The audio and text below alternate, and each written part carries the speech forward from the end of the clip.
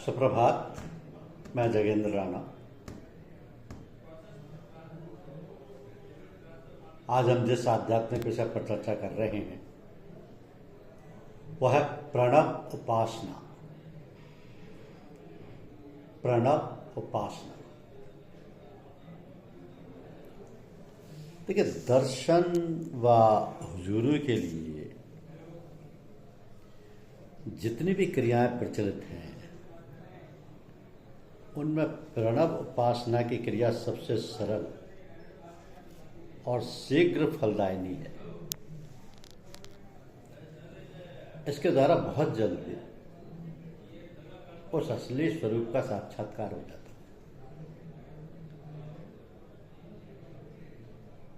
कि जो योगियों के लिए भी दुर्लभ कहा जाता है। साथ ही इतना आसान भी है कि जिसका कोई भी मनुष्य गृहस्थ या भक्त या बुढ़ा या युवक, स्त्री व पुरुष बड़ी सरलता से कर सकता है। इसमें ना तो आसन व प्राणायाम की आवश्यकता और न किसी प्रकार के जाप और पूजन पाठ की जरूरत है। केवल उस आदि शब्द को सुनना होता है जिसको प्रणव या ओम कहते हैं। हम जितने जितने शब्द के नजदीक होते जाते हैं उतने उतने ही उस परम पुरुष परमात्मा की विभूतियों का अनुभव करने लगते हैं। और एक दिन इसी के द्वारा पूर्ण ज्ञान प्राप्त कर मोक्ष धाम में पहुंचकर उस अमृत कुंड यानी ब्रह्म में डुबकी लगाकर अमर बन सकते हैं। क्योंकि तस्य वाचक है प्रणव है, अर्थात इसी मुख्य नाम प्रणव ओम से उसे पुकारा जाता है। इसी नाम से बुलाने पर वह जल्दी आता है। ऐसा महर्षि पतंजलि ने योग दर्शन में कहा है। उपनिषदों में एक गाथा है जिसमें ब्रह्मचारी सत्यकाम ने महर्षि पिप्पलाद से प्रश्न किया है। वह पूछता है, मनुष्येषु प्राणायंतम ओंकारमभिध्यातीत कतम भाव सत्यन लोकंजयतीति। हे प्रभु, यदि कोई मनुष्य अपने जीवन में प्रणव की उपासना का साधन करे तो वह किस गति को प्राप्त होता है? इस पर महर्षि ने उत्तर दिया, पुत्र, इस प्रणव के 4 खंड यानी 4 दर्जे हैं। जो ध्यान द्वारा इसके प्रथम खंड को प्राप्त कर लेता है वह लौकिक विभूतियों का स्वामी हो जाता है, यानी संसार में प्रतिष्ठा मिल जाती है। उसके अंदर इधर से वैराग्य होकर भगवान में पूर्ण श्रद्धा आ जाती है। सुख दुख और शीत उष्ण सहने करने की शक्ति मिल जाती है और उसका मन हर समय प्रभु के चरणों में विचरता रहता है। एत दालम्भवन श्रेष्ठ मेताल दमन परम एत दालम्बनम ज्ञात्वा ब्रह्मलोके मह्यते।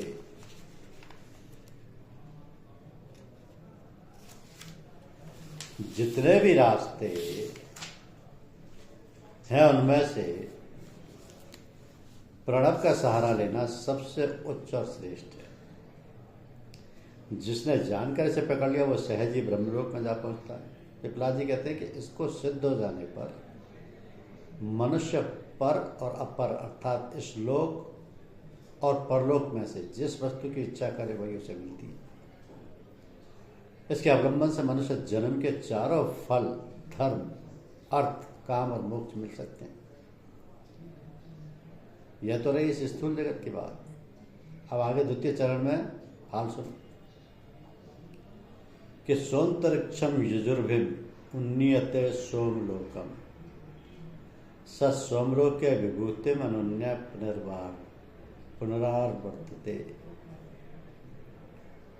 यानी दूसरे दर्जे वाला साधक सूक्ष्म शरीर धारण कर स्वर्गलोक में जाता है और वहां की स्वर्गीय विभूतियों का भोग कर फिर यहीं लौट आता है। और जो तीसरी मात्रा में अपने को ले पहुंचता है वह स तेजस्वी सूर्य संपन्न है, स पामना विनिर्मुक्ति, स एतस्व जिज्जीविनी बधना परस्परम पुरुषम पुरुष वीक्षते।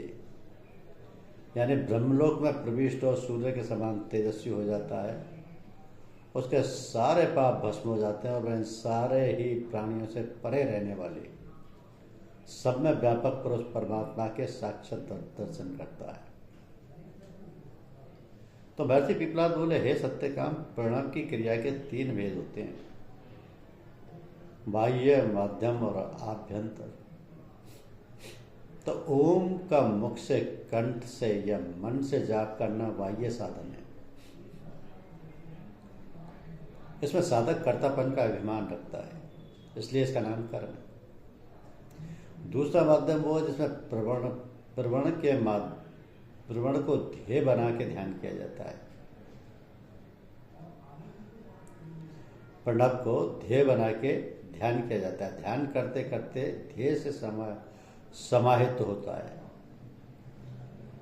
उस समय इसका नाम प्रणव उपासना हो जाता है। तो उपासना से जब सूक्ष्म दृष्टि मिलती है और तत्वों का बोध होता है, शब्द की महानता और व्यापकता समझ में आती है, तो उसको ज्ञान कहते हैं। इस प्रकार कर्म, उपासना और ज्ञान, इन तीनों साधनों के द्वारा साधक शब्द का साक्षात्कार करता है। साधारण बुद्धि वाले इनको अलग अलग पकड़ते हैं, विद्वान तीनों की मिलौनी से काम लेता है, इसलिए शीघ्र सफलता प्राप्त करता है। इसका यथाविधि अनुष्ठान ही अंतःकरण की शुद्धि करा के मोक्ष देता है। तो हे पुत्र, केवल ओम के अवलंबन से ही मनुष्य उस धाम तक जा पहुंचता है जो शांति प्रदान है, जहां वृद्धावस्था, मृत्यु और भय नहीं सताते, और जो सर्वोत्तम। तो प्रणवो धनु शरीरात्मा ब्रह्म तलक्ष्यम मुच्यते अप्रमत्तेन वेदव्यम सर्वतन्मयो भवेत्।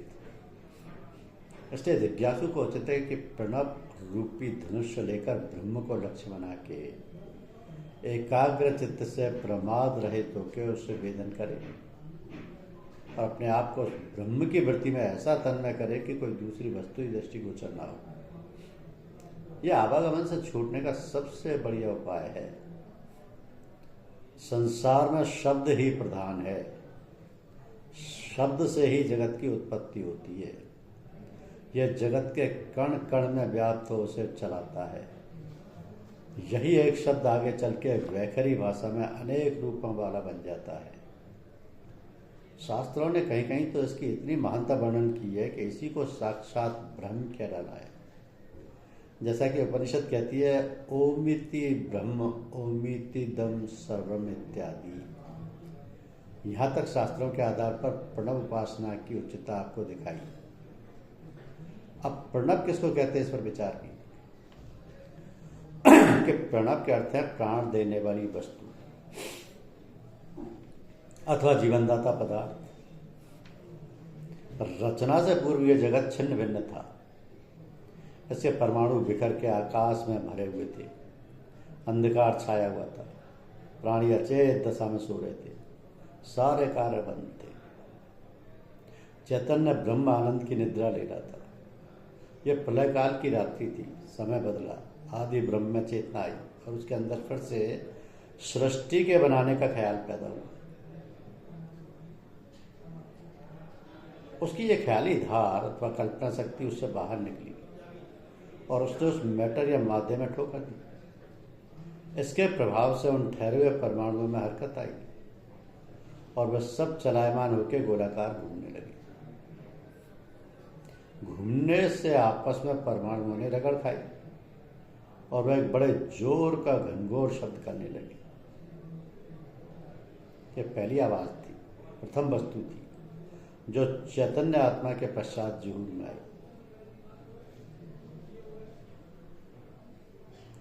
तो हरकत बराबर चलती रही और साथ ही साथ आवाज भी निकलती रही और इन्हीं के द्वारा जगत के निर्माण का कार्य आरंभ हो गया।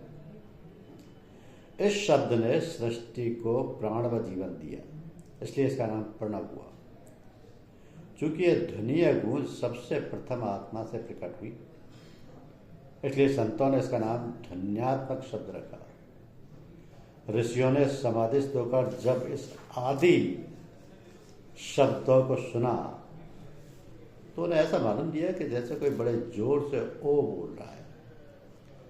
इसलिए उन्होंने यही आत्मा का नाम ठहराया और परमात्मा को ओम शब्द ही के द्वारा पुकारने लगे। इस प्रकार प्रणव ओम कहा जाने लगा, यही ईश्वर का वाचक बन गया। तो जहां नाम होगा वहां रूप भी अवश्य होगा। ये दोनों साथ साथ रहने वाली वस्तुएं हैं। नाम के साथ रूप और रूप के साथ नाम होना लाजमी। तो संसार का प्रत्येक पदार्थ नाम और रूप लिए हुए है। यहाँ की कोई भी वस्तु इससे खाली नहीं है। फिर ब्रह्म ही कैसे रह सकता है? वास्तव में आत्मा अरूप था, परंतु माया के कारोबार करने के लिए उसे भी रूप धारण करना पड़ा। माया तो जड़ थी, बिना चैतन्य को लिए वह कर ही क्या सकती थी। इसलिए ब्रह्म को अपनी इस अवस्था से उतर के नीचे आना पड़ा और माया भी वस्त्र धारण करने पड़े। तो माया और ब्रह्म के समागम से प्रथम स्वरूप कैसे बना, यह भी सुन लीजिए कि परमाणु चल रहे थे, आपस में रगड़ खा रहे थे। इस रगड़ ने अग्नि उत्पन्न कर दी और वो सब जलने लगे। इस अग्नि से एक प्रकार का तेज निकलने लगा जो स्वर्णमयी था। चारों ओर सुनहरे रंग का दिव्य प्रकाश छा गया था। यही तेज उसका रूप माना गया है, क्योंकि दिखने वाली वस्तुओं में सबसे प्रथम यह दृष्टिगोचर हुआ। तो वेदों ने माया की इस अवस्था का नाम हिरण्यगर्भ रखा है, क्योंकि उस समय प्रकृति का अंडा अपने उदर में जगत के सारे पदार्थों का गर्भ रखे हुए सुवर्ण की तरह चमक रहा था। बस प्रणव यानी ओम का मुख्य नाम हुआ और दिव्य तेज उसका मुख्य रूप हुआ। इस तरह नाम और रूप दोनों प्रकट हुए। यह प्रकृति की अव्याकृत अवस्था कहलाती। आगे व्यक्त अवस्था आई। इन्हीं नाम और रूप के अनेक भेद हो गए। पृथ्वी, चांद, सितारे, सूर्य, देव, मनुष्य, पशु, पक्षी इत्यादि सारे दृश्य पदार्थ इनसे बनाए गए और उन सब के रूप और नाम अलग अलग रखे गए। परंतु वह प्रथम शब्द प्रणव और प्रथम रूप तेज इन सब में व्यापक रहा। ऐसा देखा जाता है कि जब किसी मनुष्य को पुकारते हैं तब पहले ओ उच्चारण करते हैं, पीछे उसका नाम लेते हैं।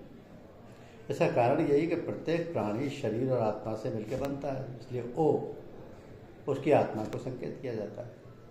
पीछे जो शरीर का नाम है वो लिया जाता है।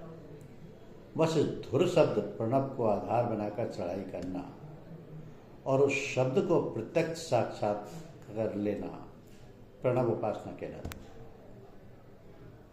अब इसकी विधि देखिए कि ये जीवन देने वाला धक्का यानी प्रणव प्रत्येक प्राणी के शरीर को मिलता रहता है और इसी के सहारे वो जिंदा रहता है। तो मनुष्य शरीर में भी आता है। सबसे प्रथम इसका फोर्स मस्तिष्क में चोटी के स्थान पर पड़ता है और वहां आकर सुनहरे प्रकाश से स्वास्थ्यवाचक चिन्ह, जिसका साधारण भाषा में सत्या कहते हैं, इस प्रकार से प्रकट करता है कि उसके बनते ही ओम की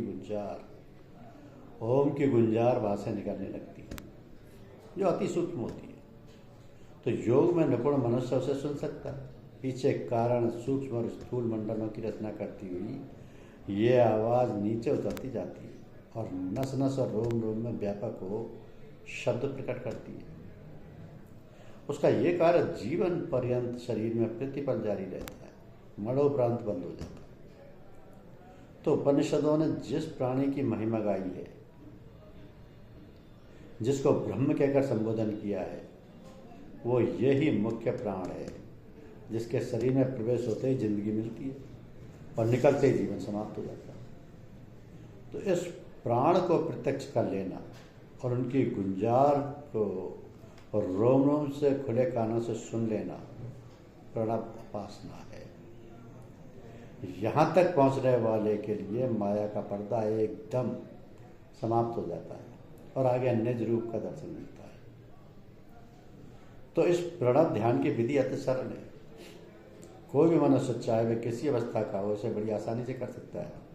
यद्यपि वह ध्वनि शरीर के प्रत्येक अंग से निकलती है, परंतु नए साधक के लिए हृदय में दिल के स्थान पर इसे सुनना चाहिए। यही शरीर में पिंडी मन का स्थान है। यहाँ पर थोड़ा ध्यान करने से एक धक्का सुनाई पड़ता है जो ओम से मिलता जुलता है। इसलिए चाहे ओम मान के चाहो, एक धक्का समझ के सुरति को इस पर ठहराना चाहिए। अभ्यास बढ़ने पर यह साफ सुनाई देने लगती है और आगे बढ़ा ले जाती है। दिल छाती की बाईं तरफ घुटनी से 1 इंच नीचे कुछ दाहिनी ओर झुका हुआ है। यही प्रणव के ध्यान का पहला स्थान है। तो इसे करने की विधि यह है कि एकांत में सीधे बैठ जाओ, आसन ठीक हो, बार बार हिलो डोलो नहीं, स्थान ऐसा हो जहाँ कोई भारी आवाज़ तुम्हें सुनाई ना दे। दिन में ऐसा सुविधा ना हो तो रात को जब सब सो जाएं तब इसका अभ्यास करो। ये लाजमी नहीं है कि ज़मीन या चौकी चारपाई पर बैठकर कर सकते हैं, मगर शरीर और वस्त्र शुद्ध होने चाहिए। कानों में उंगली सूझने की जरूरत नहीं है। अपनी गहरी तवज्जो, फुल अटेंशन लगाने से ही काम हो जाता है। वृत्ति अंतर्मुखी करके चारों ओर से चित्त हटा के दिल की आवाज़ सुनने की कोशिश करो और पूर्ण ध्यान के साथ इसे ऐसे सुनो कि जैसे कोई दूर की आवाज़ सुनता हो। दूसरा कोई विचार मन में ना आए, केवल उसको सुनने की धुन हो। यदि ना सुनाई दे तो आरंभ में 2-3 सांस गहरी खींच लो। ऐसा करने से हरकत तेज हो जाती है और साफ सुनाई देने लगती है। यह भी हो सकता है कि सांस खींचने पर भी वह तुम्हारे ध्यान में ना आए। उस समय हिम्मत मत हारो, लगातार प्रयत्न करो। कुछ दिन पीछे साफ सुनाई देने लगेगी, यहाँ तक कि सोते जगते चलते फिरते और कामकाज करते भी ये तुमको अनुभव होगी। तो यद्यपि एक प्रकार की ध्वनि होगी, परंतु थोड़ा गौर करने पर पता चलेगा कि इस हरकत से ओम शब्द निकल रहा है। कई मास के लगातार अभ्यास से मालूम पड़ेगा कि शब्द उठकर ऊपर को ले जा रहा है और कंठ चक्र को भेदता हुआ मस्तिष्क में जा पहुंचा है और आज्ञा चक्र एवं सहस्त्रार में प्रत्येक दल से उसकी गुंजार आ रही है। फिर नीचे उतर के नाभि चक्र और दूसरे स्थूल चक्रों में सुनाई देगी। इसके पश्चात यही शब्द सूक्ष्म रूप धारण करके आगे बढ़ेगा और प्रत्येक नस नाड़ी और रोम से निकलता हुआ सुनाई देगा। इस साधन को करते हुए साधकों को अनेक प्रकार के प्रकाश भी दृष्टिगोचर होते हैं, जो चक्रों और तत्वों के प्रकाश हैं, परंतु किसी किसी को नहीं होते। ये संस्कारों की बात है। तो जिस समय शब्द के साथ तन्मयता हो जाए, लक्ष्य के अतिरिक्त अपना अथवा दूसरे पदार्थ का ध्यान न आए, जिस समय प्रेम में विभोर होकर रोम रोम से अमृत रस पर झरने लगे, शरीर पुलकायमान और गदगद होने लगे, आनंद का सागर अपने अंतःकरण में उमड़ता हुआ दिखाई दे, शरीर प्राण और मन में अलौकिक एक आकर्षण जान पड़े और मन इतना मुग्ध हो जाए कि इस अवस्था से हटना ही ना चाहे। जब ऐसे लक्षण आप अपने में देखें तब समझ लेना चाहिए कि क्रिया पूरी हो चुकी, साधन में सिद्धि मिल गई और हम सारे स्थानों को लांघकर महाकारण जगत आनंदमय कोश में प्रवेश कर गए।